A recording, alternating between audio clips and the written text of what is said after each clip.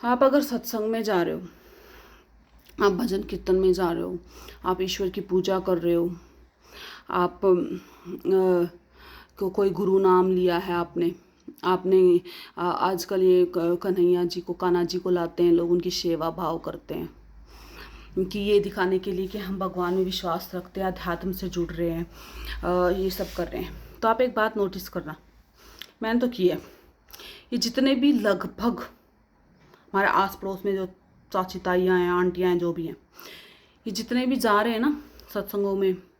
या जितने भी अपने आप को डिवोटी दिखाते हैं कि हम तो नहीं, हमने तो नाम ले रखा है, या मैं तो कान्हा जी की सेवा ले रखी है, नहीं हम तो सत्संग में जाते हैं, नहीं हम तो भजन कीर्तन करते हैं,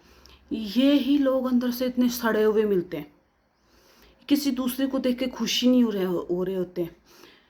मैंने ऐसी ऐसी आंटी ये सासू माएँ देखी हैं, हर 15 दिन पे जाएंगी, सत्संग कीर्तन में जाएंगी, हम ये करती हैं,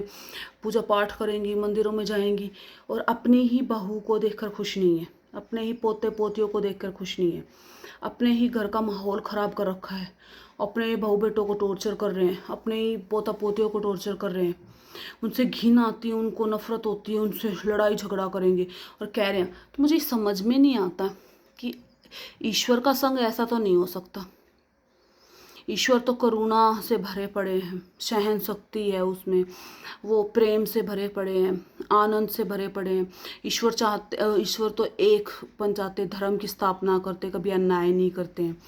ईश्वर तो इतना प्योर है, उसका नाम लेने पर आपके अंदर क्या एक गुण नहीं आया, इतनी भी प्योरिटी नहीं आई है कि आप किसी को देखकर सड़ रहे हो, जल रहे हो, ऊपर से कह रहे हो भगवान सब देख रहा है। मतलब तुम्हें सच में, तुम कह तो रहे हो भगवान सब देख रहा है, पर तुम्हें खौफ नहीं है? तुम्हें ये, तुम खुद देखो ना यह बात कि वो सच में वो देख रहा है। तुम इतना क्या ढोंग करते हो, ये सब लगे हो चुगलियाँ करने, लगे हो दूसरों को नीचा दिखाने, लगे हो किसी के घर की बातें लेकर उड़ाने में, सास की बहू के सामने कर दी, बहू की सास के सामने कर दी, लगे हुए बेटे बहू को भिड़ाने में लगे हो, और ऊपर से कह रहे हो मैं तो सत्संगी हूँ, मैंने तो नाम ले रखा है, मैं तो ऐसी हूँ, मैं तो पूजा पाठ करती हूँ, भगवान सब देख रहा है, अच्छे कर्म किए होंगे तो फल दे आशीर्वाद दे देगा, नहीं तो बुरे कर्म किए तो सजा। मैंने ऐसी ऐसी औरतों के डायलॉग सुने कि अच्छे कर्म करेंगे तो ईश्वर आशीर्वाद दे देगा, बुरे कर्म करें तो सजा दे देगा। कैसे बोल लेते हो भाई, इतना तुम, इतना जिगरा कहाँ से है तुम में? मतलब तुम इतना शोषण करते हो, फिर तुम भगवान का नाम लेके उसकी आड़ में तुम अपने आप को संत प्रूफ करने की कोशिश करते हो। तुम इतना ढोंग कैसे कर लेते हो, मुझे समझ ही नहीं आता। और फिर भी चलो तुम जा रहे हो ईश्वर के यहाँ दरबार में जाते हो, तो क्या तुम्हें इतने सालों से जा रहे हो, इतना सब कुछ कर रहे हो, क्या तुम्हें थोड़ा सा भी फर्क नहीं पड़ता? क्या तुम वहाँ से कुछ भी नहीं सीख के आ रहे हो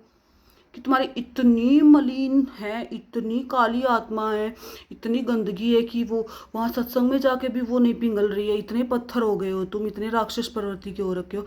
तुम कि तुम पे कोई फर्क ही नहीं पड़ रहा उन सत्संग का, उन कीर्तन का। वहाँ पर कितनी अच्छी अच्छी बातें बताई जाती हैं, उनसे कितना कीर्तन भजन सुनने से कितनी आत्मा शांत होती है, कितना आनंद मिलता है। मुझे समझ नहीं आता ये वाली साइकोलॉजी लोगों की। और फिर पता नहीं कैसे कह देते हैं भगवान सब देख रहा है, भगवान भगवान। तुमने कभी उसे जानने की कोशिश की है,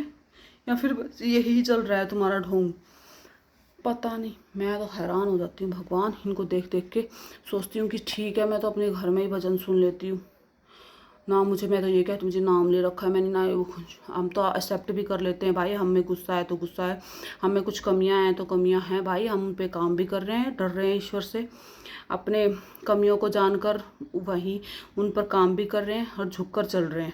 सबसे अच्छा, और नीयत अच्छी रख रहे हैं, किसी का दिल से बुरा नहीं चाह रहे हैं, ठीक है। और ये इंटेंसली किसी का बुरा नहीं कर रहे हैं, गलती से हो भी जाता है तो भी फिर वो माफ़ी भी मांगने का दम रखते हैं और अपनी गलती को एक्सेप्ट करने का भी दम रखते हैं। फिर तो मुझे लगता है हमें बहुत ठीक है यार इन भजन कीर्तन वालियों से तो।